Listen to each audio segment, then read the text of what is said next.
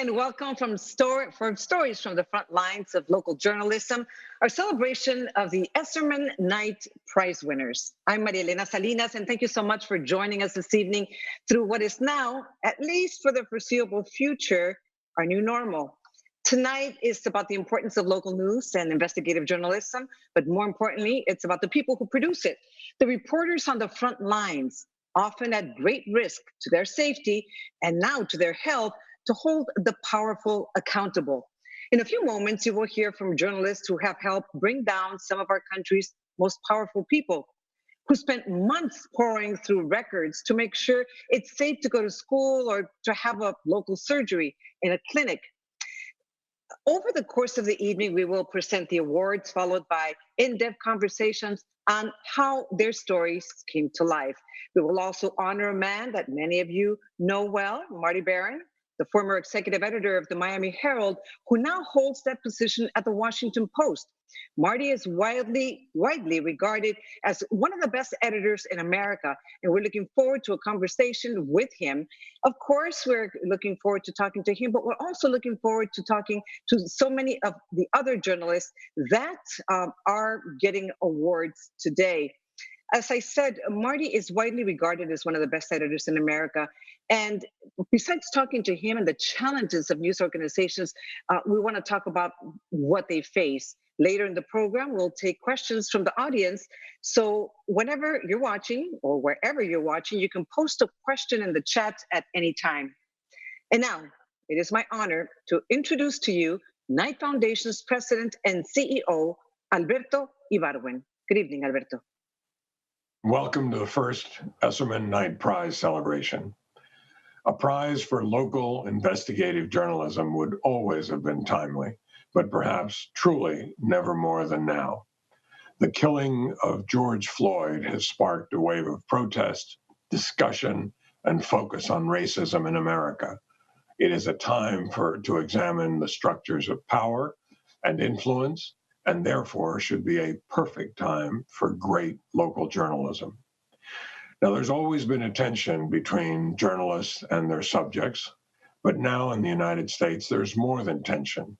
There's a level of threat to journalism that's unprecedented in modern times. CPJ, the Committee to Protect Journalists, and others are investigating over 300 attacks against journalists at the Floyd protests across the country, including 54 arrests of reporters. The Essermans, longtime civic and business leaders in Miami, have seen the threat to press freedom and decided to focus their philanthropy on supporting local, investigative, and accountability journalism in South Florida. Not just now, this was a year ago. Charlene and her daughter Laura first brought the idea to us at Knight Foundation. We thought it was fantastic. We really felt like we were the natural partners, since our mission is to support informed and engaged communities through journalism in the tradition of John and James Knight. The result is an endowment of $2.5 million in the Esserman Family Fund for Investigative Journalism at the Miami Foundation.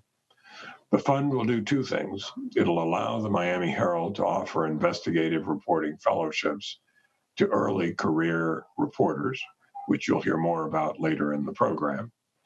And it celebrates the annual Esserman-Knight Prize, which will be awarded to a journalist or journalist whose reporting highlights have had a major impact in South Florida in areas like social justice, equality, or intellectual freedom, values of critical importance to Ron and Charlene.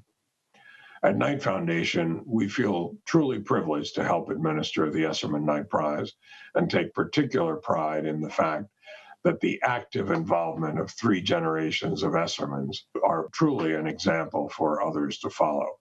That the Essermans include Laura, a 1974 Silver Knight Awards winner, her siblings Lisa, Susan, and James Esserman, and Ron and Charlene's 9 grandchildren. The Esserman family truly is an example of multi-generational impact philanthropy. Ron and Charlene moved to Miami from Chicago in 1968. He built Esserman International into one of the largest and longest standing auto dealers in South Florida. Ron and Charlene have supported so many community causes, it's impossible to list them all, but they include arts, civics, civil rights, medical research, and through their own philanthropy, they have supported the Zoo Miami for nearly 40 years. They've helped establish the Deering Estate Foundation for conservation and restoration of the Charles Deering Estate in Palmetto Bay. They helped shape the Miami City Ballet, where Ron was the chair. They have supported the Florida Grand Opera, where Charlene is a board member. And at the Arts Center, which was then to be called the Carnival Center, I think, or it wasn't clear at the time, that Ron invited me to go see him over at the concert hall. He was asking Knight Foundation for a very large contribution to name the concert hall. And I told him it wasn't really something I thought we could do. And but he showed me around. It was terrific. He's a great salesman. And he showed me he told me why this was absolutely critical to the development of Miami, the cultural development of Miami, and how we had a role to play. And then he said, "Come on, now I've shown you this. Now I want to show you something you've never seen before." He took me to the roof of the concert hall. We got into a helicopter and took off for a helicopter tour of downtown Miami, which I didn't even know was legal to do, but he said he had arranged it. And as we took off, he said, "Now look down." And I looked down at the roof, and it said, "Welcome, Knight Foundation." And I thought, this guy is not only a great salesman, he is a fantastic showman. And I knew that I had to get this done. And that is what became the John S. and James L. Knight Concert Hall at the Performing Arts Center, thanks in large measure to Ron and his salesmanship. Ron and Charlene have also supported the Miami Jewish Federation. They've supported the Civic Chorale of Greater Miami and the ACLU, and truly countless others. They are wonderful, wonderful examples of what an engaged community member is supposed to be. So tonight, first we'll have a video from Charlene on the urgency of supporting investigative journalism, and then she'll join us to introduce the awards. Journalism today is under attack. It's underfunded. There's all this fake news and half-lies and demagoguery. We need an informed electorate, and local news is probably the most important part of this project because it will help inform the public and galvanize them to participate. And we've joined with the Knight Foundation because they also share the same values. That is social justice, equality, and intellectual freedom. We have to invest in the difficult work that people do to bring the truth to light.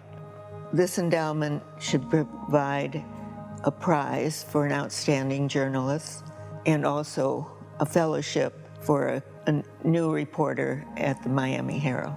One of the reasons that we founded this program was we hoped that it would inspire others to follow suit in this type of endeavor. But we've always felt this way. We would always have promoted journalism because we think it's the most important thing for our community and for our country. Eternal vigilance is the price of liberty. And now moving on, we're delighted to present the awards. And I want to thank, first of all, Charlene. I couldn't agree with you more. And let me take this opportunity, Charlene, to thank you and your family for the generous support of local journalism at a time when it is constantly being challenged. As I said, we move on to present the awards, starting with a 3 honorable mention to teams from the Miami Herald, WLRN, and Univision Miami. And as Alberto Ibarwen mentioned, here is Charlene Esserman once again. Thank you, Alberto, for your kind introduction. My husband, Ron, and I would also like to thank our children, Jim, Susan, Lisa, and Laura, and our grandchildren, for coming together to support such an important initiative, which Ron had always envisioned. We are especially grateful to Jennifer Preston of the Knight Foundation, the Miami Foundation, John Hochter, CFO of Esserman Automotive, and our daughter Laura Esserman for their extraordinary efforts in organizing and initiating this project. We are thrilled to have 5 reporting awards to give tonight. I am delighted to present the first honorable mention of the evening to Fabiola Santiago for her perspective on South Florida columns in the Miami Herald. Her columns cover a range of issues from immigration to human rights. In her reporting, Fabi is the conscience of our community. She speaks truth to power, exposing hypocrisy and transgressions by private and public officials. She sheds light on information that the public needs to know in order to make wise decisions. Her reporting is based on facts that aid in dispelling rumors and conspiracy theories. Fabi speaks in clear language that the reader finds trustworthy, and her message is easy to understand. Congratulations. At a time when we're being pressured to conform to a political point of view, critical thinking is essential to the survival of democracy. I'm a local and state columnist at the Miami Herald, and my job is by definition to be critical, to provoke conversation about an issue, to mark a historical moment, and to call out wrongdoing by our elected officials. But whether I'm addressing the Republican power grab of the presidency at Miami-Dade College, or the incarceration of Central American children in Homestead, or the racial profiling of young African-American men by police, I first and foremost consider how will my writing impact Greater Miami, hopefully for the good. A WLRN team is being recognized with an honorable mention for their piece on the first school district in Florida to become entirely charter school based. So Jefferson County, which is a small county in rural North Florida near Tallahassee, is the first school district in Florida to become all charter schools, which are publicly funded but privately run.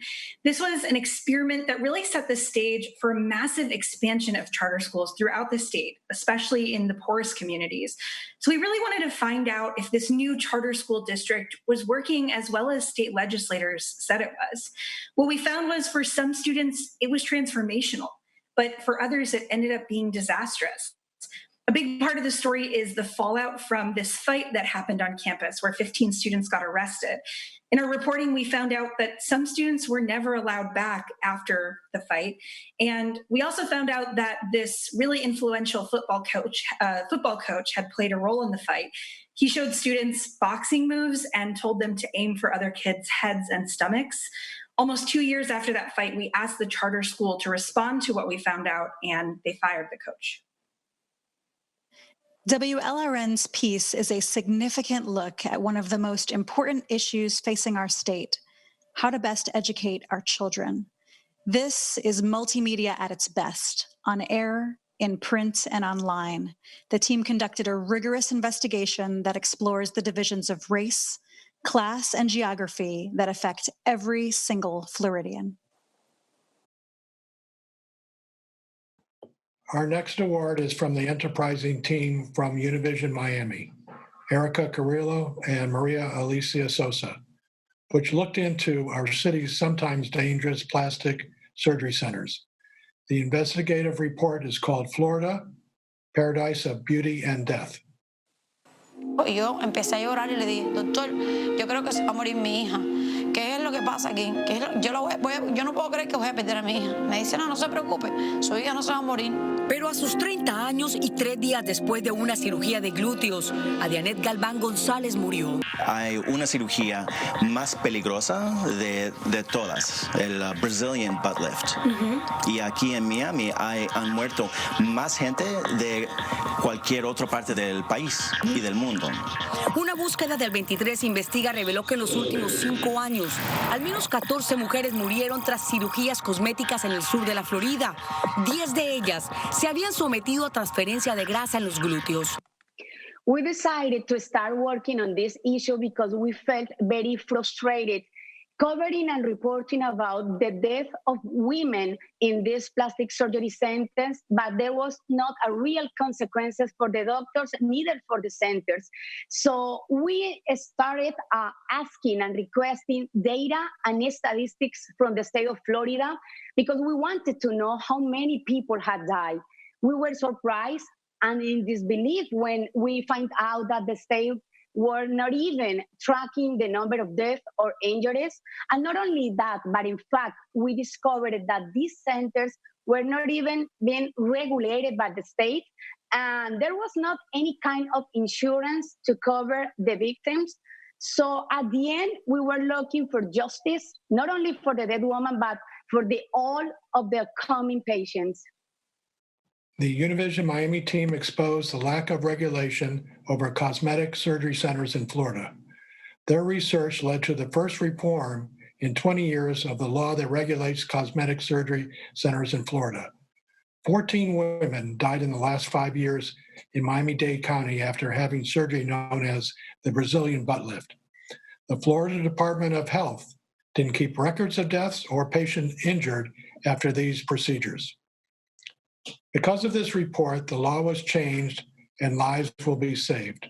This year, the Florida legislature passed a law that now requires these plastic surgery centers to register with the Florida Department of Health, and most importantly, the doctor's license has to be associated with the center.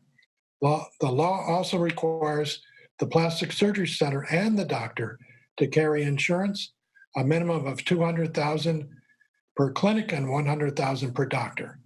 These reforms will be felt for years to come. Thanks, Jim. Before we present the runner-up and grand prize winners, I'd like to tell you how excited I am to inform you about the new fellowship program provided by our Family Fund, which creates a great opportunity for an early career reporter to learn from the Miami Herald investigative team and some of the best journalists in the country. This will truly be a rewarding experience for both the mentor and the student.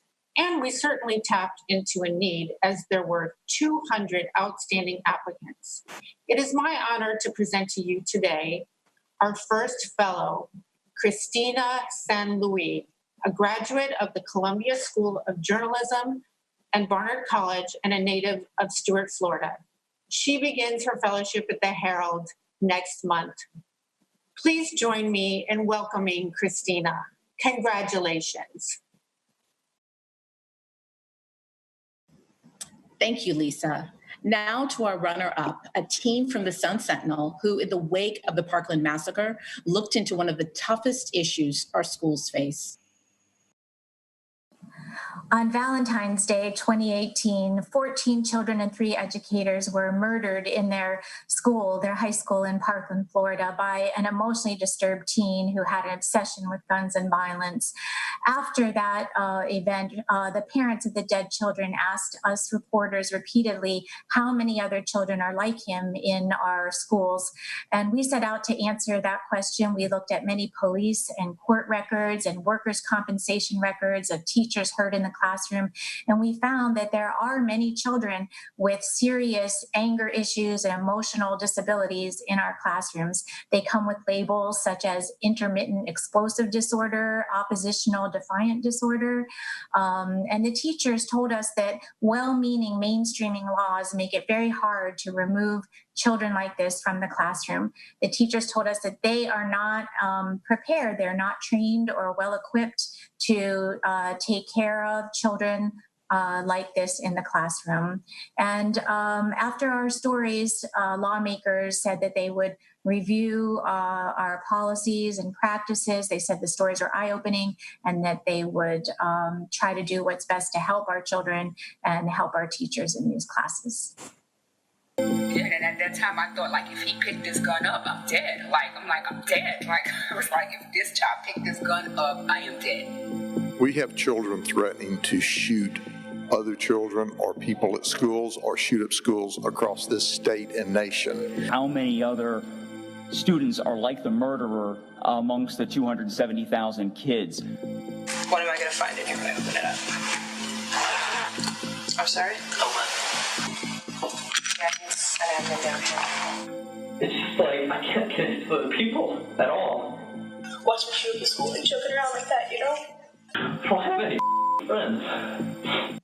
The team behind it pursued public records relentlessly through county courthouses across the state, turning up more than 100 cases of threats of extreme violence from middle and high school students. They broke new ground and offered solutions about what can be done to help these kids and our schools.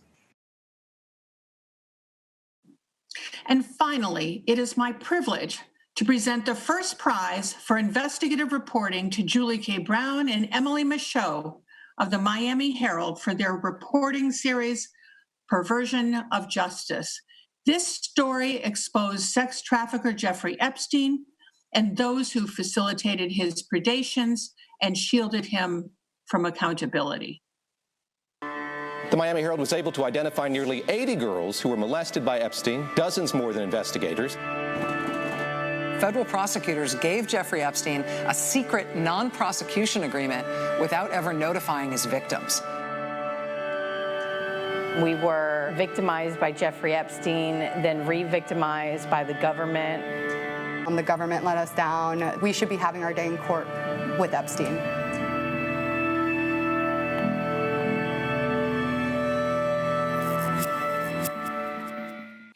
When President Trump nominated Alex Acosta as Labor Secretary in 2017, I was keenly aware that Acosta was responsible for giving Jeffrey Epstein a sweetheart plea deal.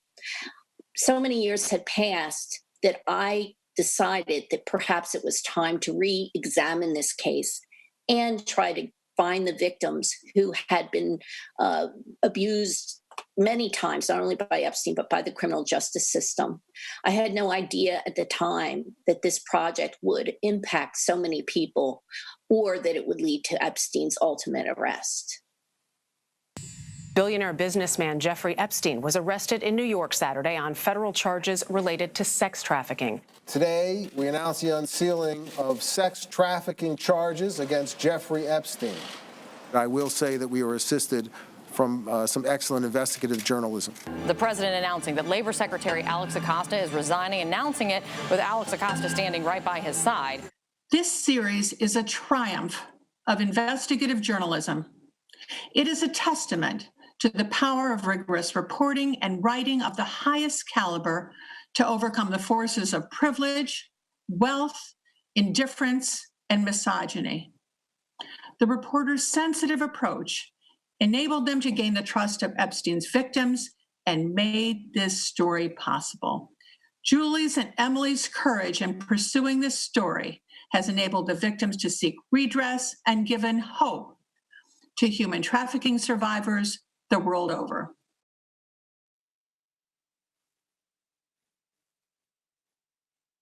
Thank you so much, Susan. And congratulations, of course, to all the winners, the runners-up, and, of course, the fellow Christian St. Louis. We wish you the best in your career. You know, indeed, one of the most remarkable things about Julie Brown and Emily Michot's work is how they were able to gain the trust of Epstein's survivors. Julie and Emily are here tonight, and there's so much that we want to talk about. This amazing piece of journalism came about. I always say that the role of journalists is to seek the truth, uncover corruption, and denounce injustice, and that is exactly what you did. So welcome and congratulations, Julie and Emily. Good to see you. Thank you. Before we start, I want to remind everyone who joined us in this event that we are taking your questions and that I will get to in a few minutes, so please post them on the chat. But let's begin. Let's start from the beginning. You kind of mentioned it just a couple of minutes ago. When and how did you first become interested in pursuing this story? Well, as I mentioned, I knew that Acosta had given this millionaire, this unbelievable deal. I had sort of known about it before, but I always wondered in my head how that happened. And when he was nominated as labor secretary, I thought maybe I should look into this and find out, because it had always nagged at me. And I'd also been interested in doing something on sex trafficking. So I decided to start by trying to contact the girls, the victims, who by this time I knew were now grown women, and perhaps they had a perspective on it that people didn't know about in the past, about what they went through and how they were treated by the criminal justice system. Emily, how did the two of you team up, and how did you start working together? I've worked with Julie before, especially on a women's prison project, and so this naturally was a good opportunity to work with her, talking to these young women, and it was just really good teamwork. And Julie contacted these young women and gained their trust, and they felt comfortable enough with us to fortunately go on camera. Sometimes, most of them telling their stories for the first time on video, and I think they really just made the difference in this series, and people really paying attention to really just seeing just how young they were at the time, and the abuse that they suffered. They were really quite brave to speak with us, and I think we'll be just eternally grateful to them. I think everybody should be for their bravery. Julie, you researched this case for a year before publishing the story that ultimately led to Jeffrey Epstein's arrest. What exactly were you researching during that time? What were you digging into? Well, there had been a lot of court filings over the years. This was essentially almost a 10-year-old case. And although there had been other reporting in it over the years, I felt that no one had really analyzed the breakdown in the criminal justice system. There had been a lot written about the celebrityism and the Lolita Express, and all the different kinds of lurid aspects of the story. And that's kind of what bugged me. I thought, we have people in our criminal justice system who are supposed to protect girls like this, who are supposed to hold men like that accountable. And in my mind, I thought it was time to figure out what exactly happened. And to my astonishment, it was so incredibly corrupted. I think, not only was I really shocked, but our editor, Casey Frank, who, is a big part of the project, I think even he was pretty shocked. And, he's been in the business a long time, so it takes a lot to shock him. The way that they had coddled and deferred to Epstein and his high-powered lawyers was something that I certainly had never seen before. What sort of obstacles did you face in the beginning? Either one of you can answer that. Emily, I'll let you do that. Oh, thanks, Julie. For me, so much it was just really meeting the young women and wondering if they would be going on camera and if they would feel comfortable enough with that. And Julie just had a really great rapport with them and had spent a lot of time talking them through it. And so for me, that really helped ease the whole situation. Julie had a lot of other obstacles in addition to that. Well, Julie, what sort of obstacles did you face? And was there any time when someone tried to stop the publication of the articles? Well, there were a lot of people that didn't want it to happen, but certainly no one at the Miami Herald. In fact, one of the biggest obstacles was trying to get the police chief, and the lead detective who had handled this case many years ago, to talk to us on the record. They had given little interviews off the record to other journalists in the past, but they had never gone on the record. And it took us a very long time to convince them and to go on camera and to really tell us what happened. And, I really credit them as well as the women for, going public with the kind of sabotage that really happened with their criminal investigation. I mean, it was sabotage from the very beginning. When they served the search warrant on Epstein's house, the computers were all gone, leaving dangling wires. When they tried to get subpoenas to question people, the state attorney in Palm Beach dragged his feet on them. I mean, the girls would be calling them and telling them, I just got a call from one of Epstein's private investigators, and you must have told them everything that I said because they knew what I told you. So this case was sabotaged from the get-go. And I think that it was so key to get the police chief and lead detective to tell us that, because, police officers don't like to cross that thin blue line, and they don't like to, they kind of stick together. So it was really courageous of them to finally, tell the truth, really. We have a question from Victor Jorges, news director for FIU's Panther Now. He asks, and this is a key question, you were meeting with these women who had gone through traumatic experiences like you just described. How did you establish a trusting relationship for them to open up about their past? Emily, usually they get intimidated when there's a camera in front of them. It's not the same thing to tell someone face to face than to actually know that they're being taped and they have a camera in front of them. How were you able to gain their trust and establish that relationship? I mean, for my part of it, I just had to meet them and kind of sense how it was going to be. I think when we first met Michelle at her family's diner in Tennessee, I brought a lot of equipment, I brought a lot of lighting, and it just didn't feel right to set up a lot of gear. It just felt better to just kind of use the natural light that was in the restaurant and just let Julie sit and talk with her. And I think it was just a more comfortable environment. I mean, these young women were, in their everyday clothes. They weren't, this was a time she hadn't spoken to anybody about this before. And I just think it was just, it just kind of helped keep it just really low key and a little bit more comfortable than doing all the lights and cameras. And I know later on they kind of told us, like, as they became well known, that had made a difference, because like they experienced a lot more publicity down the road, and it was, I think, a little bit more challenging for them. Mm-hmm. Julie, I would imagine you needed to fact check each story. How did you go about that?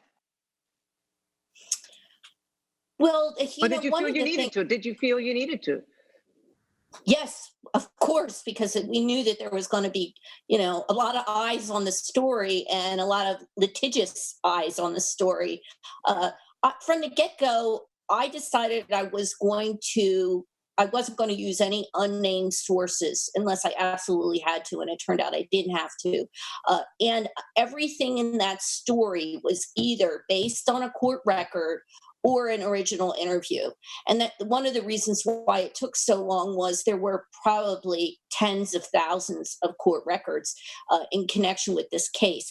And you can't just read one court case or two or even three, or even just the FBI file or the state attorney file. It was only after you read everything in the that was there that you could put all the pieces together. If you only read a piece of something, then it would refer to something and you would say, I don't understand what this is. And the only way you could figure that out was to read the other case. So it was a big puzzle, and the only way to put it together was to read everything. And it was pretty exhausting. I used to do it all day long, and then I would fall asleep sometimes reading the records, and then I'd wake up at 3 o'clock in the morning, and then I'd pick up another deposition and read it. And but it was, by the time I was deep into it, I was so driven by wanting to tell the story that I just didn't want to do anything else but get to the truth. It was sort of like, it became almost an obsession. I would be, sleeping and dreaming and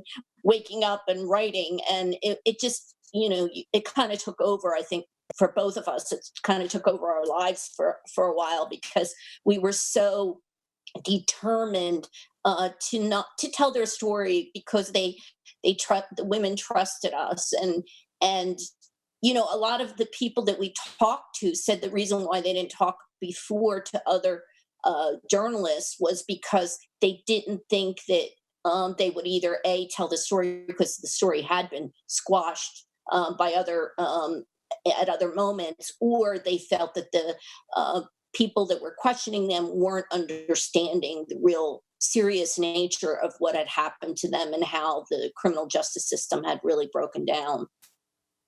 Right. Well, talking about journalism that makes a difference, your work resulted in a very powerful man with friends in high places being arrested and a cabinet member losing his job almost immediately. Did that surprise you? Was it the outcome that you expected, Julie? No. We were very skeptical that anything, that we were going to do anything, extraordinary. I mean, I thought the story was really important, of course, and I know that my editors did, and Emily as well. But I think we were pretty surprised. I mean, I remember when I was working on the draft and I was speaking to a colleague about it and, explaining what I had, and he said to me, Acosta's going to have to resign over this. And I'm saying, yeah, right. He's not going to resign over this. I just didn't realize the impact that it would have. And also I didn't realize the impact that it would have on journalism. I mean, that was sort of a bonus to this, and how I think at a time when journalists felt beaten down, this was sort of something that made them feel like, other people could point to and say, this is what journalism can do. Look what journalism, and especially, local journalism, we were just this little engine that could, the Miami Herald, and, Epstein certainly knew we were working on this story. Emily and I knocked on his door one day, and when he was there, so he certainly knew.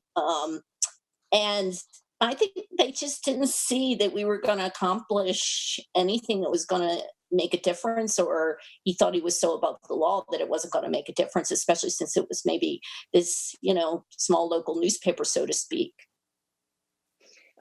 You're right. I think a lot of people were very surprised and pleasantly surprised when they hear a prosecutor actually crediting good journalism for the outcome of a crime at a time when journalism is under attack.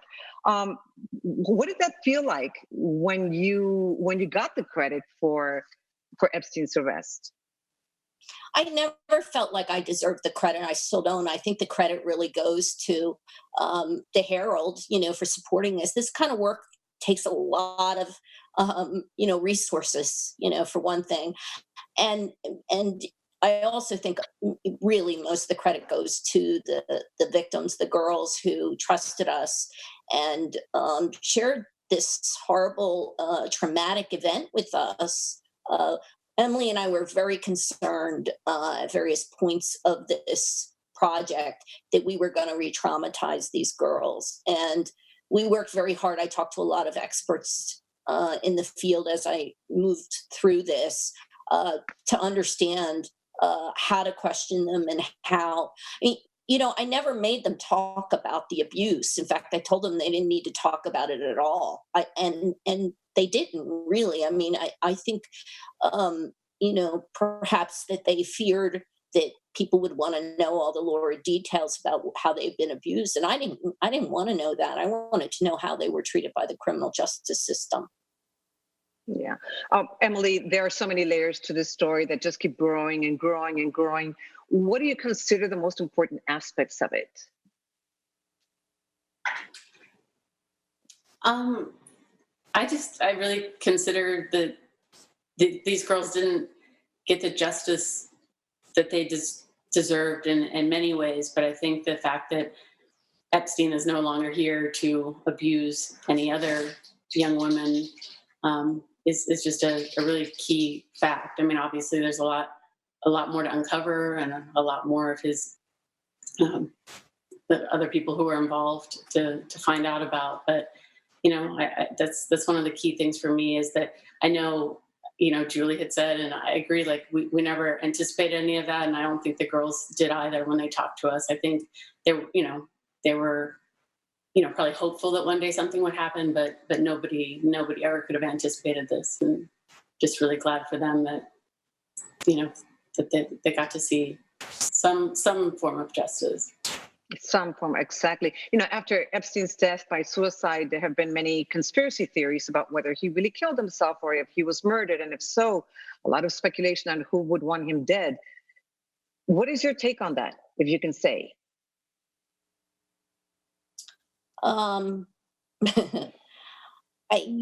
Emily and I covered the Florida prison system for a long time before we did this project. And I can tell you that, that things don't happen in prison the way they usually tell you it happened. I mean, the fact that the video disappeared and, he had 2 bones broken in his neck and, 2 guards fell asleep, not just 1 guard fell asleep. I mean, I absolutely think it should be investigated deeper. I have an issue with the ruling. I'm not saying that he was murdered, but I don't think that he did it all by himself. I don't think he died all by his own hand. Let's put it that way. That's interesting. Now, what was Ghislaine Maxwell's role in all of this? Well, Emily? She or Julie? Julie knows a little more from the background. Yeah, she had been involved with Epstein many, many years.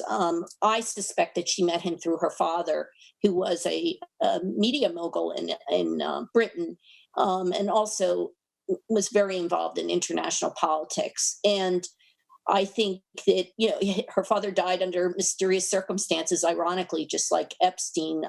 It's still a question whether he committed suicide or whether it was an accident. But he left the family penniless, and she didn't have any money. And, she met Epstein, and he essentially helped keep her in the same kind of lifestyle she was accustomed to. And they were romantically involved for quite a number of years. But I think as she became older, quite frankly, he had this, obsession with young girls. It became harder and harder for her to keep his attention. So she turned to recruiting young girls for him. Of course, she's denied it, but we have people that witnesses and victims who say that that's indeed what she was doing over the years, that she was sort of the mastermind of the scheme that he had, this kind of pyramid scheme where he, got a couple girls to come and then paid them to bring more girls. And she was sort of the mastermind behind that scheme. Yeah, that's kind of creepy. What kind of power did Epstein have over his fixers or recruiters? They're not the naive, innocent young girls like his victims. Were they part of his evil? Yeah, he just as evil as he was? He managed to be able to manipulate an awful lot of people. He's a very smart man, and he gave a lot of money to a lot of important people, and he, I think, to some degree, he also convinced a lot of people that he had a lot more power than maybe he even did, by saying, look, I had Clinton went on my plane for a whole month to Africa. I mean, he used people like Clinton and others, powerful men, regardless of whether he was close to them or not. He used them to sort of get other people and more victims into his orbit. By just flaunting the fact that he had so many people that he had, rubbed elbows with, really. And he was kind of an awkward, quirky kind of guy. From the people I know that have met him, he was not like a social butterfly, but he was adept at being able to manipulate people through his money. I have a couple of questions here from the audience. One of them is, these stories are so dark. How did you deal with it emotionally? And that's for both of you. Emily, you want to answer that first? Sure. I mean, Julie was a great support system. We spoke frequently, on and off the job, and fortunately, too, my husband and my kids, it was nice to be able to unplug a little and just kind of enjoy what they were doing in their lives at the time. But yeah, it was a really tough time, and honestly, it still kind of is. Kind of, I don't think really digested all of it, but we had a lot of support through friends, family, and colleagues. So it was really helpful. Now, there's another question. Since time has passed, is there a mystery you have never been able to answer in the Epstein case? What's pending still? Well, I think we need to find out exactly who was the person, probably in Washington, who signed off on this crazy deal that let him kind of, get a slap on the wrist. I don't think that Alexander Acosta made this decision by himself. There was absolutely someone in Washington, or maybe more than one person, who basically said, we are not going to prosecute him for whatever reason. And also there's, there is some indication that he might have been involved in some kind of intelligence, whether he was a spy or he was just someone who knew enough people in other governments that he was able to offer some information to the government. We don't really know. So those two things, I think, are the big mysteries still right now, as well as how he made his money. I don't think anybody has been able to put their finger on exactly how he made his money. Are you going to, both of you going to continue to pursue the other layers that are still pending on this story, or in this case, I should say? Well, Emily and I will never stop, probably, wondering and digging. We still get tips every day, and I'm working on a book right now about it, and I'm still that was my next question. You're working on a book. Awesome. Great. Yeah. So, Go ahead about the book. Tell us a little bit about the book. Well, it's going to be about, the case, but it's also going to be a lot about journalism and how, I think that's one of the key things that I don't think journalism and journalists and newspapers have done a very good job at, quite frankly, and that is to explain to the public exactly what we do and how we do it. It's not as easy as what people think, and the steps that we went through, the hoops that we went through, the tedious kind of analysis and studying of documents and following flight patterns and just how we do what we do. I don't think the public understands that, and that might be, in fact, one of the things that has hurt us over the years, where people don't understand. I sometimes get a little annoyed when people say, "Oh, well, I hit the payroll. I can't afford. I'm not going to read the story." And I always say, "Well, do you understand that when we get a document, sometimes, or a pile of documents, that could cost us $1,000?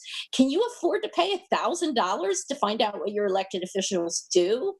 And they said, "Well, I never really thought of it that way," because people don't understand that that's what we do. We pay a lot of money and devote a lot of resources to getting information that holds, your government officials accountable. And so I think that I'm hoping that the book sheds a little bit of light on how we do that, and how especially Emily and I did it in this particular case. Congratulations. Looking forward to that book. And one last question that came in is, journalists' lives really get turned upside down when their reporting gets so much exposure. What advice do you give to reporters in that position, to both of you?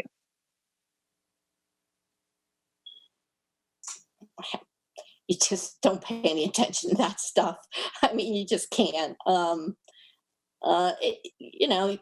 don't know. I've just always been a humble person, and I think you just got to hold on to whatever. You don't go into nobody goes into journalism to become rich and famous. you go into journalism because you believe in justice and you believe in making a difference in even in one person's life. And so you got to kind of hold on to the real reasons why you went into the business in the first place. And I know that Emily and I always have done that, when things were really crazy and, and everybody wanted, it felt like everybody wanted a piece of us at some point or another to do something. I just kind of kept, thinking that the only reward, and this was, before he was arrested, I kept thinking the biggest reward that we would ever have is for these girls to find justice, or at the very least for him to be arrested. So that's what I kept, focusing on. I know Emily did too. Thank you so much. Thank you so much, Emily. And thank you so much, Julie, for what you've done, for what you continue to do, for really helping journalists have faith in the profession again, and knowing that even though they're constantly attacked and their credibility is put into question, that there's good journalism out there and that there are people that will listen, and that it's worth it to pursue a story when you're on the side of justice and you're on the right side. So thank you so much, and congratulations for this very well-deserved recognition. Thank you. And thank you so much to the Esserman family. It's just amazing to feel honored this way and appreciated, and I can't thank the family enough for all that they're doing for local journalism. Yes, me too. Thank you. Agreed. Thank you so much. And now, of course, we turn it back to Alberto Ibargüen. Alberto. Congratulations again. Thanks to Maria Elena.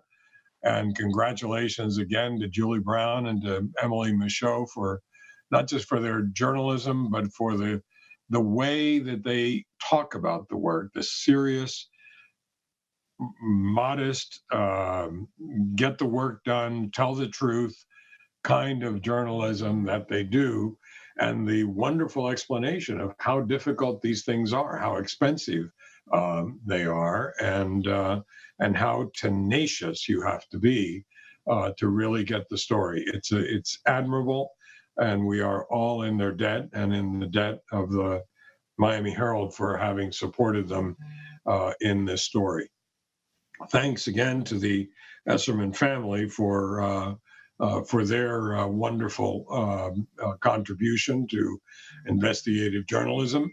One of the things that will be possible is something else that's new: the Esserman-Knight Excellence in Journalism Award, the very first of which will go to Marty Barron, whom I have the privilege of introducing and speaking to. This is the award. I will show it to Marty when he got there. He goes, Marty, this I expect to be displayed on every photograph that's taken of you at the Washington Post, and you will point to it and say, this is the Esserman-Knight Prize. Forget the Pulitzer Prizes. I won the Esserman-Knight. I was the first. Congratulations. This will be sent to you by some form of communication. I'm not some form of delivery. The intent was to honor local journalism with the Esserman Prize, and then to have a truly outstanding member of the field also honored. And when Laura Esserman first proposed it, there really was no other choice. Everybody in the family and in the selection committee had Marty as their first choice, and so we're delighted that he's able to be with us to receive the prize. This was not simply because he was an outstanding editor, but also because he's become perhaps the most eloquent spokesperson for the field, explaining the role of journalism in democracy. As any of you who have read or heard his commencement address to Harvard last month, this is just simply one example of his calling out the critical need for facts and truth to strengthen democracy. Marty is editor of the Washington Post, has been since 2013. He's presided over some remarkable journalism, and he's also presided over the remaking of a newsroom, from a Washington newsroom to what has become one of the handful of most important news operations in the entire world, certainly in the nation. That change from local to truly national is something that perhaps we can talk about. Previously, he served as editor of the Boston Globe, where his 11 and a half years were marked by tough economic times, but also by some of the most amazing Pulitzer Prize-winning journalism, particularly the exposure of a pattern of concealing clergy sex abuse in the Catholic Church in the Boston area. Many people in our audience will know that story from either having read it, heard about it, or seen the Academy Award-winning movie Spotlight, which I saw the credits, and I remember calling Marty, since I was the guy who hired him in Miami before his job before the Boston Globe, and my only comment to him was, "Wait a second, I didn't see my name in the credits." And he didn't bat an eye, didn't pause for a second, and he immediately said, "Well, I told those people in Hollywood, but you know how they are. They never listen. They never listen."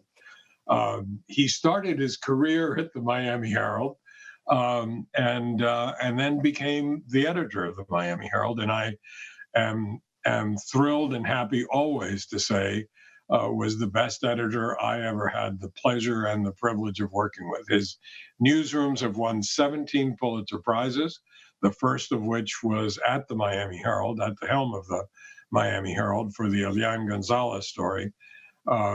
Marty, congratulations. I'll show you your award once again. And welcome back to Miami, even if it's only virtually. Where are you today? I'm at a little place that I have in Western Massachusetts in the Berkshires in Stockbridge. So that's why I'm not wearing a suit. Otherwise, I would have put on a jacket and a tie for you. But I don't have any. I don't have one here. So you're not camped out in front of the White House, which is not that far from your office, actually. Not at the moment. I was there most of the time, but I came up a week ago, and I'll probably spend a fair amount of time up here since we're not going back into our office until at least Labor Day, and it could be longer than that. So this is a better place. You can walk around without encountering people, go down a country road, and don't have to wear a mask. So that's a nice thing to do. Terrific. Well, listen, there are an awful lot of young journalists and students listening to this conversation. Your first job out of college was at the Herald. What did you do, and what possessed you to become a journalist? Well, I started my first job for the Herald was where Christina St. Louis is, your fellowship winner, and before I get into that, first, just let me say thank you to the Esserman family and to Knight for this honor, and congratulate Julie and Emily and all the other honorees. It's fantastic work, of course, and it's so great that it's being recognized. I started, as I said, where Christina is, in Stewart. At the time, the town had 12,000 people. The entire county of Martin County only had 50,000 people. The Miami Herald had bureaus up the coast, all the way up to Fort Pierce and Vero Beach, and then going west out to Naples, and then down to Key West. So a lot of the entry jobs were in those bureaus, and we put out a page of news 6 days a week. Had to take our own photographs. Write a column about what was happening, which wasn't much in a town of that size, and I started there. And go ahead. Go ahead. Well, I think you were. I was just going to ask you, where does somebody go for that kind of a job now? I think that's the problem. I think that a lot of those entry-level jobs have diminished. People would go to a paper like the Herald, which had extensive bureaus at the time. It might go to another major metropolitan newspaper, But there are fewer and fewer jobs, of course, in the newsrooms, and that provides fewer and fewer opportunities, at least on the side of news organizations that have a print heritage. Back in the day, when I was publisher of the Herald, and as I mentioned earlier, I had the luck to hire you. It was your judgment and integrity, both qualities that made me think that you were the right person. There was experience, of course, but really the difference is always judgment and integrity, and those both require thought and require standards. How does that play against information platforms that refuse to accept virtually any judgment or control or responsibility over what's presented on their website in a time when the reason there aren't that many journalism jobs is that people are going to those places for their information? Well, obviously, that's one thing that differentiates us from those platforms. And as low as the trust is in traditional media organizations, the trust is even lower in the information that is found on those social platforms. However, tons and tons of people are getting their information there, notwithstanding their general lack of trust in those platforms. I mean, this is what we do. This is the process of editing, a process of having multiple review of what people are doing. We try to evaluate everything we do, from the stories we write, how we write them, when we publish them, where we publish them, the headlines that we have, the captions that we have, the photos that we select, all of that. And these platforms are they are exactly that, just a platform where people are posting whatever they like, regardless of how reliable it is. I mean, I think it would be very difficult for those platforms to exercise the kind of editorial control that we do. And that's obviously why they don't wish to do it. I mean, they are difficult or expensive? Inundated.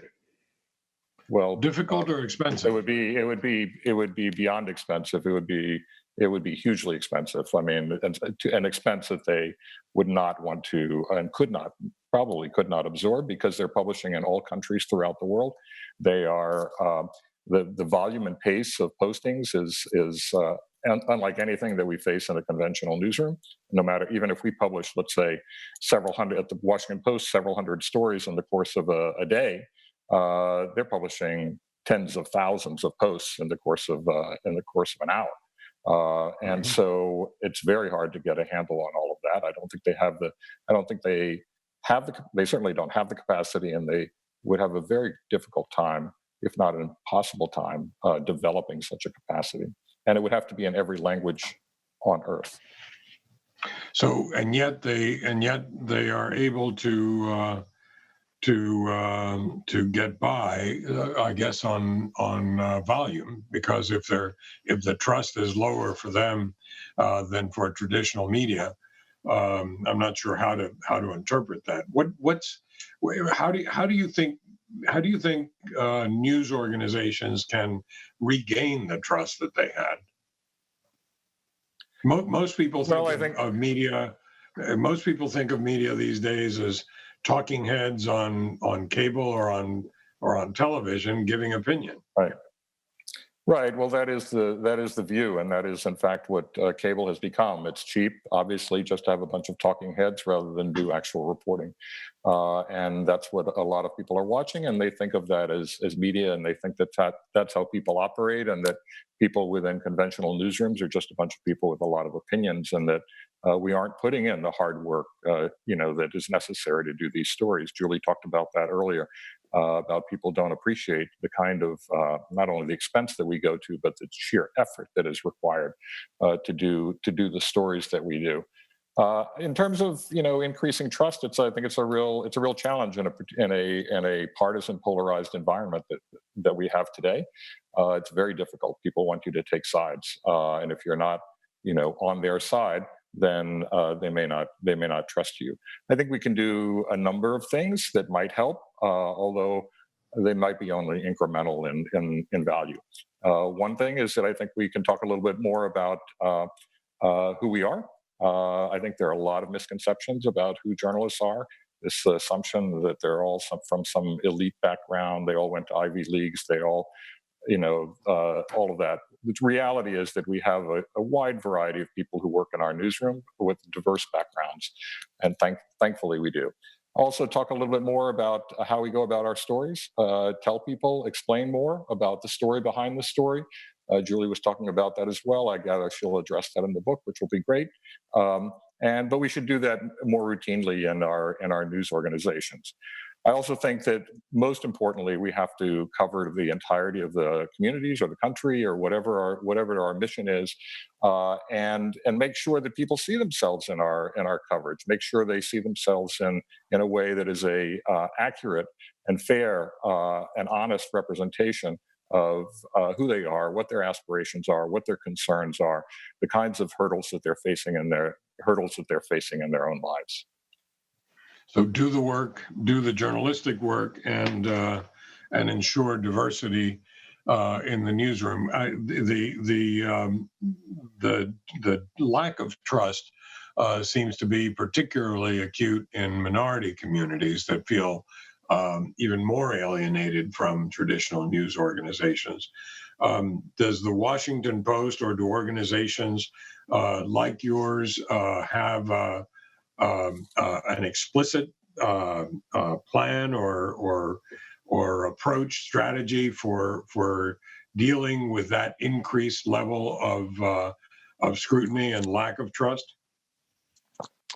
Well, we've always been committed to diversity. We have a fairly diverse newsroom. When you look at the staff as a whole, it's like 29% of the staff in our newsroom are journalists of color, and it's 21%. I'm sorry, what percent? 20%? 29. 29. And 21% for people in leadership positions. The challenge for us and the area where we have not done what we would hope to do, and we should do, is in the most senior leadership positions in the newsroom. And that's an area which people have pointed out we need to improve. They're right about that. We aim to improve. In fact, we just announced today a major plan to sort of address some of these issues. Obviously, we're at a moment of intense social reckoning right now. And so we announced that, first of all, that we're naming a managing editor for diversity and inclusion. And that means inclusion in every respect, not just inclusion in terms of recruitment and hiring, but inclusion in terms of our coverage. So we announced that we are dedicating 12 positions, virtually almost all of those new positions, to coverage of race, ethnicity, and identity in the country. Everything from how criminal justice is administered, to the changing demographics of the country, to a style writer will be sort of doing profiles of people who ought to be profiled but are not so routinely. We'll be dedicating a person on our climate team to cover inequities in terms of environmental damage, people who suffer disproportionately from environmental degradation. One of our health and science writers is going to be focusing on health disparities. We're naming a national security writer who's going to focus on domestic terrorism, including extremist groups that have supporters, in the military and police, and where support for white nationalism comes from. We're beefing up a newsletter that we already have called About Us, about US, and adding somebody there. So we're doing a lot. That was announced just this afternoon, I'm pleased to say. But look, we have a lot more to do. I mean, people point out that that we have more to do, that we haven't done everything we should, and they're not wrong. Well, congratulations on those steps. I look forward to seeing how that works. Let me turn in the few minutes we have left to local journalism. You're a trustee of Knight Foundation. You've watched us struggle with trying to support local journalists. You've been editor of a regional newspaper and a reporter for one. I wonder what's your sense of the state of local journalism in America? It used to be that was the mainstay of thousands and thousands of communities. And now we have communities that have no local news organization, only get national or cable news as their source. Doesn't that concern you? Shouldn't that concern us all about the future of democracy, to not have an informed local citizenry when we're still electing all of our representatives by geography? Well, look, you're really good at asking leading questions. That's absolutely true. I mean, look, I've spent most of my career in local journalism, and I'm terribly concerned about what is becoming of the field, and I think the state is terrible right now. Particularly, and things are particularly acute at the moment, because of what's happened with COVID-19. The worst economic crisis we've had since the Great Depression, and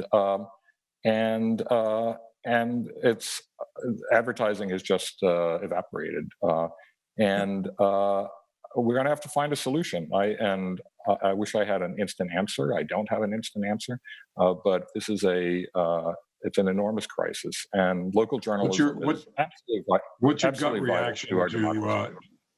What is your government your gut reaction to a suggestion that I was reading about the other day, to have a pool of government funds available for local journalism? Does that give you concern? Oh, yeah, I'm not in favor of that, to tell you the truth. I mean, I know that people are starting to favor that out of desperation, but I think if that were the case, if there were such a fund, and I don't think that Congress is probably inclined to vote for something like that, but even if there were such a fund, I think what you would see is what's happening right now at the Voice of America.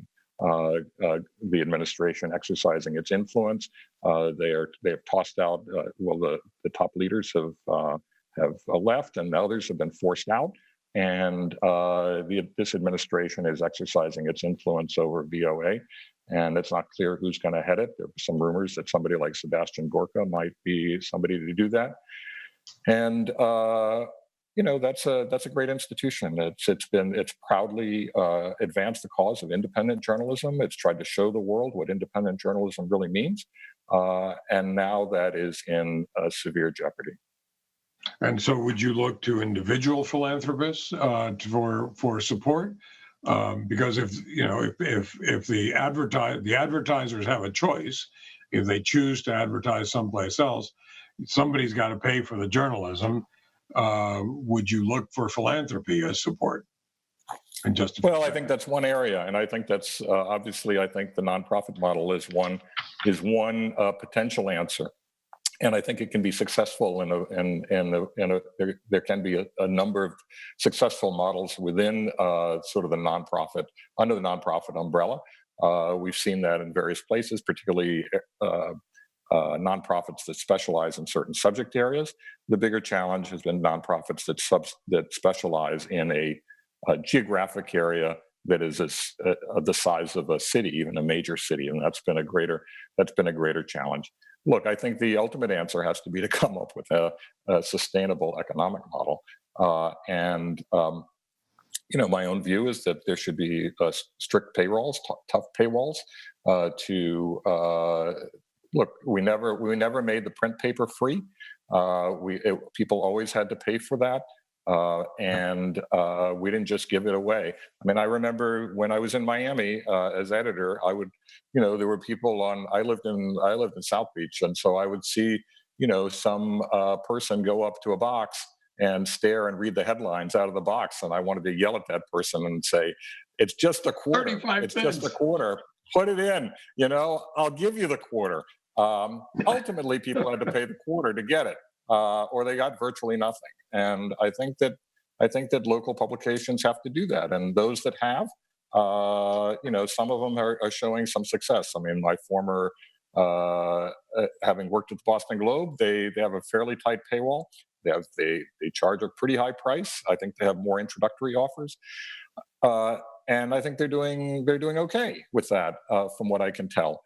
But I think that, and there has to be a lot more. There has to be a greater sophistication about about a consumer, about sort of consumer marketing. What kind of introductory offers should you have?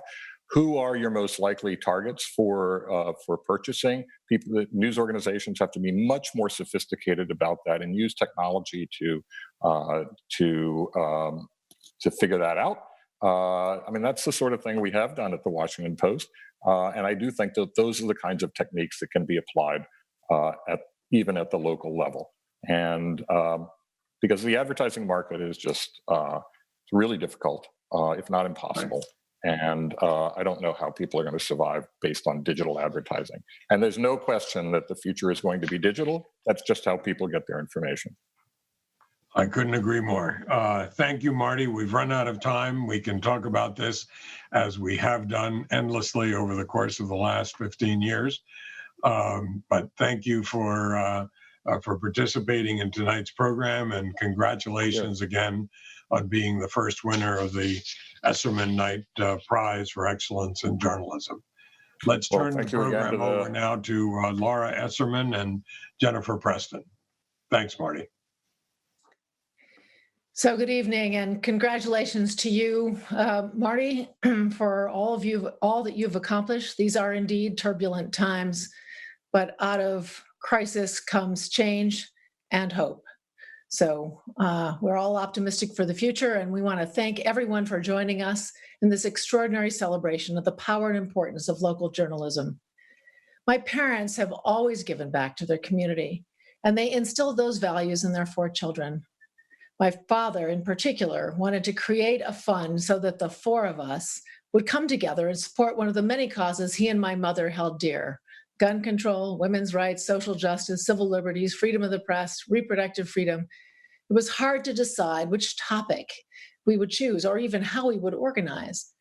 But what we realized was that the best way to honor all of these ideals was to invest in journalism, and in particular, those whose investigative work informs the community and impacts laws and policy and restores justice. And where that is needed most, clearly, as you just heard from the conversation with Marty and Alberto, was we need it most at the local level. My mother immediately suggested we partner with the Knight Foundation, as Alberto said, because they embrace these same ideals. We've been incredibly lucky to work with this amazing organization that is fighting for the future of journalism. So thank you, Alberto, for taking our proposal. These awards send an important signal. A community produces most what it honors most.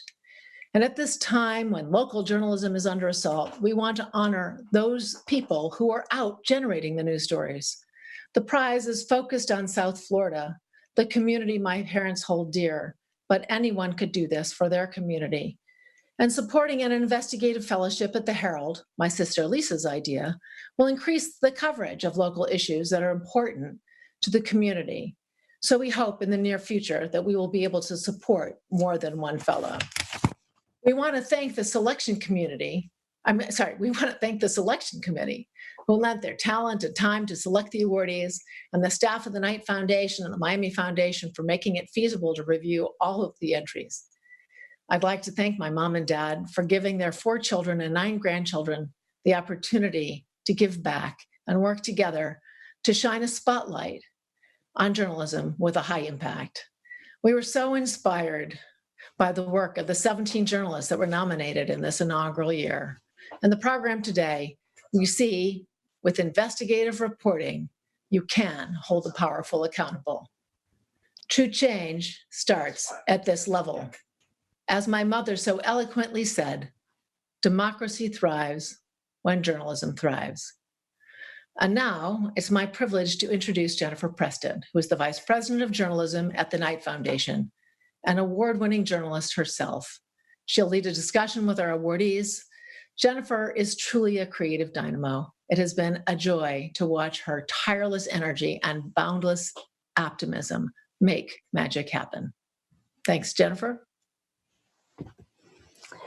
Thank you, Laura, so very much. It has been such a pleasure to work with you and your family, and we are so deeply grateful that your family has made this tremendous commitment to local journalism here in South Florida. And we know that the commitment that you make that you made will inspire others. So tonight, we have an opportunity to spend some time with the other winners of the Esserman-Knight Prize. And what I would like to do is to ask each of them first to take us behind the story. Because as Marty Barron just told us, it's so important for people to understand how journalists began working on a story and why and what took you there. So I'd like to begin with Megan O'Matz from the Sun Sentinel, who's led the team that produced this incredibly important story about the challenges and well-meaning laws that are getting in the way of educators and medical experts and families to take care of children struggling with mental health issues. So Megan, please tell us, after this terrible tragedy at Parkland, how did you begin working with your team on this story? Thank you. Basically, once we got to know the victims, the parents of the children that were killed, the parents wanted to know how many other children are in the schools that are also severely emotionally disabled or obsessed with violence, like the Parkland shooter. And these parents, to their credit, have been fighting for safer schools, for gun control, for other measures to make kids safe. But even though there were so many commissions set up and so many task forces and, of course, criminal inquiries into what happened, I don't think we were getting this good picture about just how many other violently obsessed children there are in our schools. So our newspaper began looking into that. And as Julie Brown said, we delved into all kinds of records to determine this.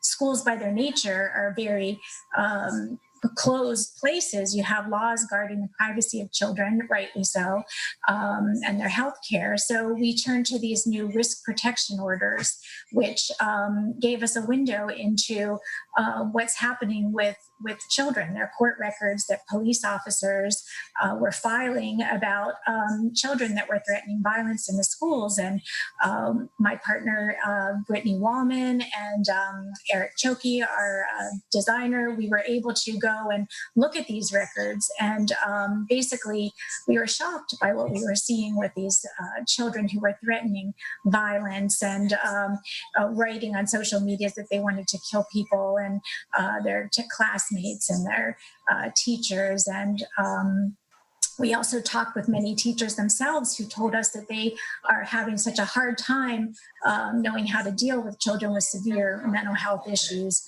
One teacher didn't even know a child was diagnosed with intermittent explosive disorder, and she didn't know what that was.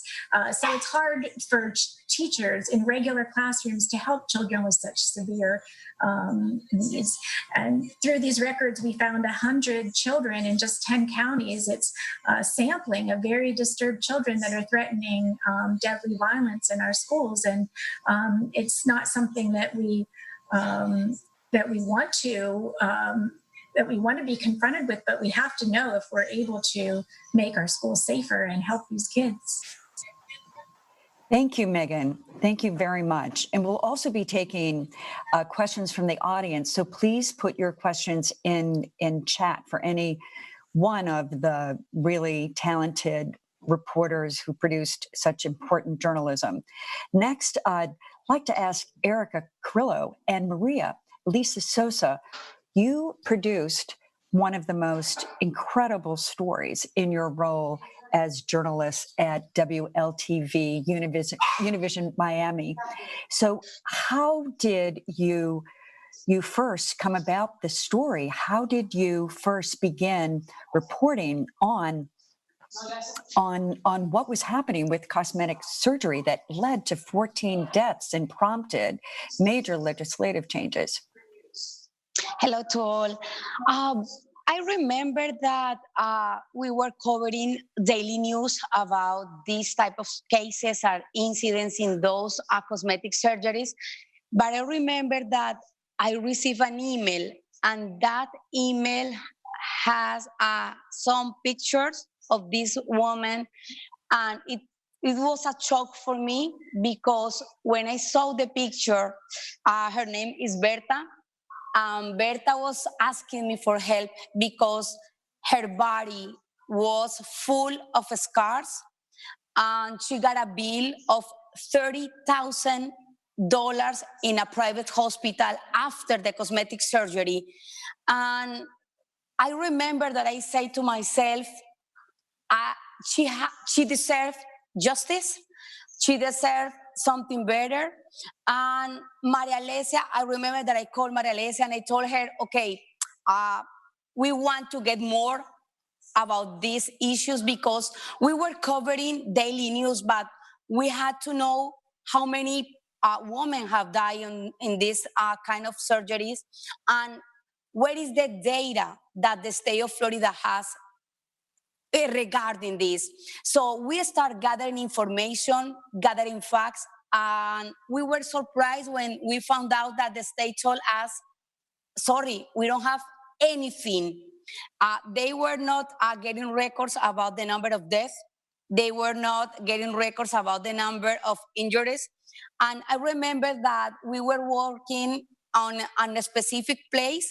I was in that cosmetic surgery center maybe 4 times, covering news and incidents in that place. And when we check on the database, the place was clean, nothing about them. So I was like in shock, and I started thinking, how can we change this? How can we take this to the legislation in Tallahassee? And that was the way that we started in that path. I remember that we gathered a lot of information. We start calling victim by victim, getting information on internet, watching another news stations, because there was not any database on the state of Florida about this. So at the end of the day, I feel that we made a little bit of justice for them. We got this mother, her daughter came from Cuba. She was just 30 years old, and she died after a procedure, 4 days after a procedure, a butt lift. So that was sad. And she told us crying that she got a little bit of peace when she saw the reform on the state of Florida. And thank you also for telling us about the importance of data in reporting these stories. And increasingly, we're just seeing the very important critical role that local television news journalists are playing here in Miami and around the country to deliver this very important reporting. Thank you. And next, we turn to reporter Jessica Bakeman from WLRN, who can tell us about what brought her to the story. What is the story behind the story of your hour-long audio documentary on the charter schools? Absolutely. So before I came to WLRN, I used to work for Politico, which is a political news website. And I was based in Tallahassee, mainly focusing on education policy. So I was covering the governor and the state legislature and looking at their policy agendas as far as education was concerned. I worked on this project for 3 years. So it goes all the way back to the summer of 2016 when 2 things were happening at the same time. The State Board of Education, which oversees all public schools in the state of Florida, was talking about Jefferson County, which is this small county in North Florida near Tallahassee, talking about how the school district there had really failed the students for a decade at that point. And something drastic needed to happen to make a difference, to help those students get a quality education. At the same time, the state legislature was also trying to tackle this issue of how do you handle failing schools. And to me, I felt like there was a connection there. I felt like if I kept watching this, if I kept paying attention, I would see that the 2 things were connected, and that they ultimately were. So the state legislature passed a law that's called Schools of Hope. It offers millions of dollars to charter schools, which are publicly funded but privately run. So they're run by private organizations, which are sometimes for profit. It offers millions of dollars to these charter schools to open schools in neighborhoods where traditional public schools have been struggling for a long time. And Jefferson County became the first Schools of Hope, and also the state's first school district where the entire school district was charter schools.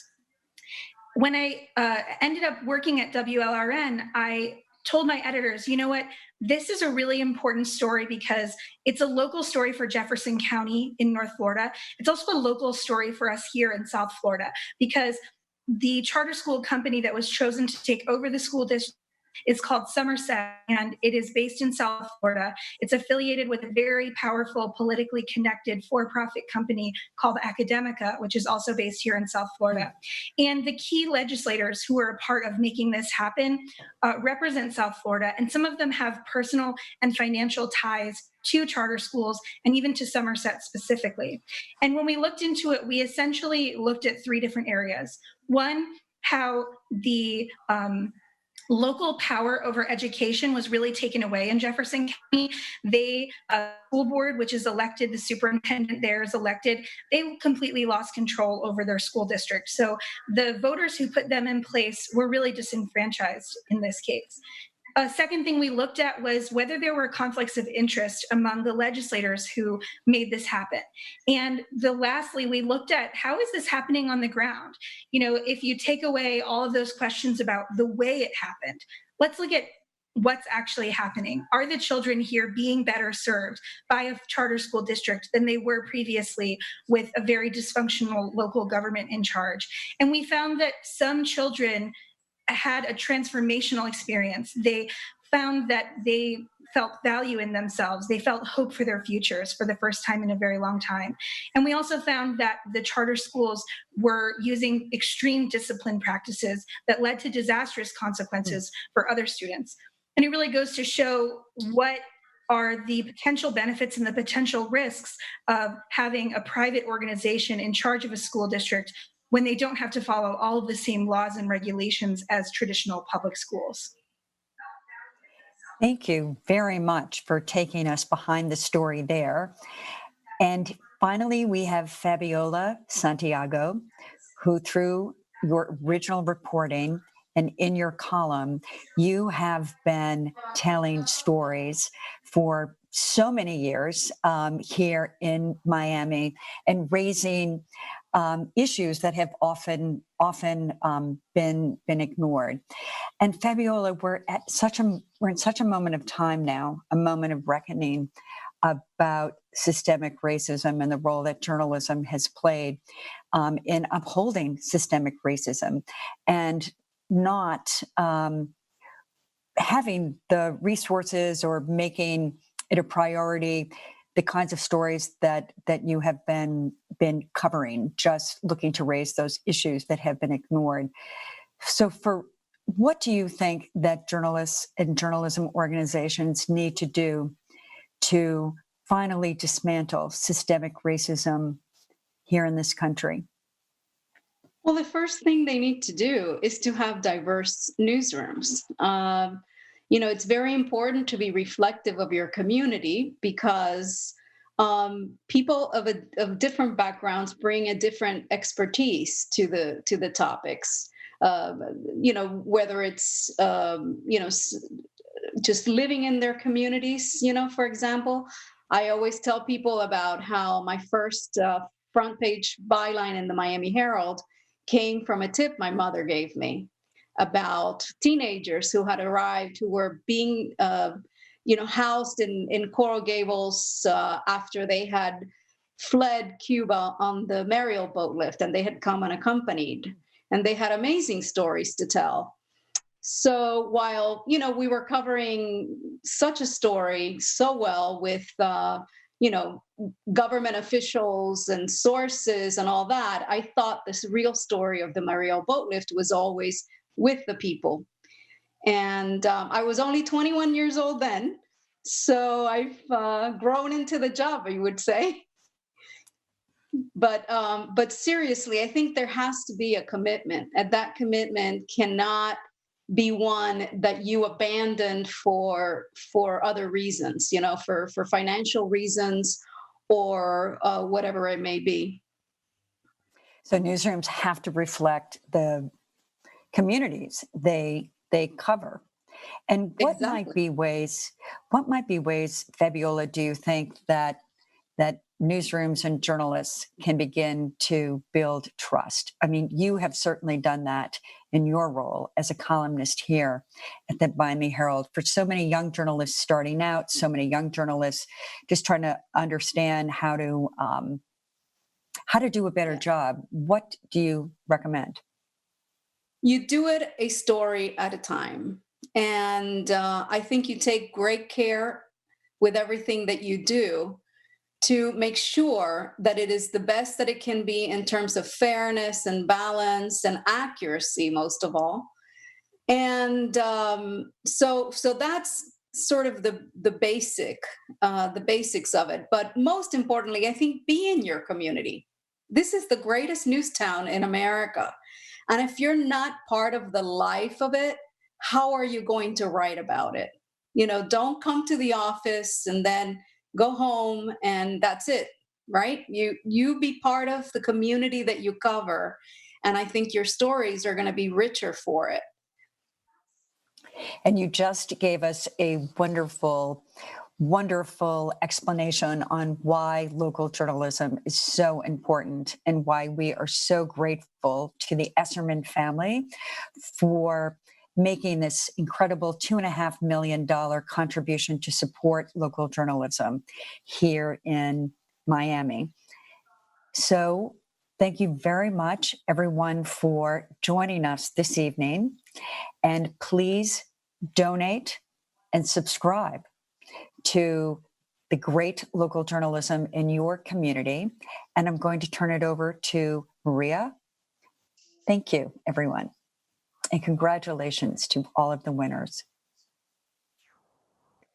Thank you so much, Jennifer. Very well said. And of course, I want to congratulate all of the journalists that won. Fabiola Santiago, of course, someone I'm a very big fan of, Jessica, Erica, Megan, Julie, Emily, and the fellow who is our future journalist. And we're very happy that we will soon be looking at your work and enjoying your work. So thank all of you for your work, for your inspiration, and for helping us all keep the powerful accountable. And of course, I'd also like to thank the Esserman-Knight Journalism Prize and the Knight Foundation, the Esserman family. Thank you for your generosity. Thank you to the Knight Foundation for always supporting journalism all around the country. So let's hope that you will return once again in 2021. Where we will be with you again. Not sure if it'll be on Zoom boxes or if we will be able to see each other face to face. Make the best of it, stay safe, and thanks again.